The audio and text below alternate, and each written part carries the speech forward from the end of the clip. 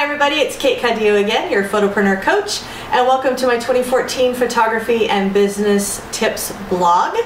Today we are working on another section of the workflow, and what I'm going to do today is combine the session prep and the session together as one piece of workflow. We're going to talk a little bit about what your goals are for the session. So from a photographic perspective, I think most of you, especially if you've been in the business for any time at all, have already put a lot of time, effort, energy, training into what you're going to do as far as the photography is concerned. So this is not really about photography for the session part as much as it is about what you need to do from a sales perspective or a customer service perspective to ensure that when you get down to the end of this process, you've got a good sale and a happy client. So first, we want to make sure that we're prepared for the session, and the session prep has a lot to do with the information you gathered from the pre-consult. You found out where the session's going to be. Is it going to be in the studio? What kind of style do they like?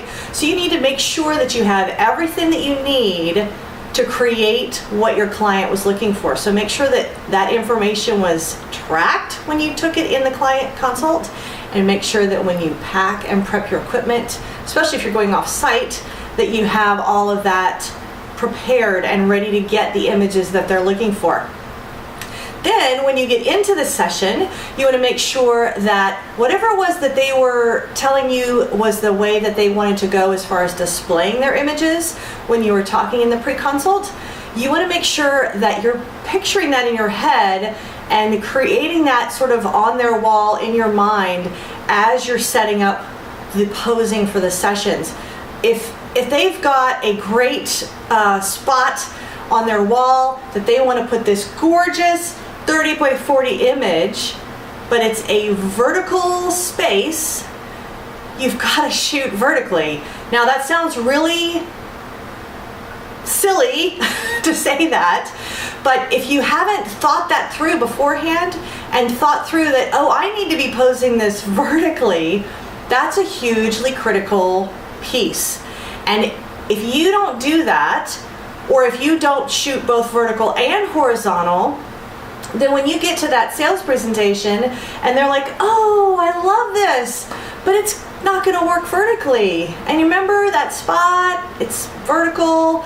So make sure that when you set up your posing, you are thinking forward to what it is that they're going to have, how they're going to have their images displayed. So those are the most important things as far as the sales concerned, in addition to the fact that you want to be throwing out little pieces of information that's going to solidify in their mind that it's going on the wall, especially if you specialize in wall portraits. So you want to throw out little comments here and there. Oh, that's going to make a great image for that spot you talked about over the fireplace, or oh, it's going to make a fabulous series down the hallway. I can't wait for you to see these images. Throw out little things like that while you're taking the photographs, because it's going to really plant those seeds in your client's mind. And it, again, the whole objective of this entire workflow process with your client is to ensure that by the time you get to the presentation, it's easy. We don't want you to have to sell in that presentation. You want to be able to just work with your client to create something amazing that they're going to love.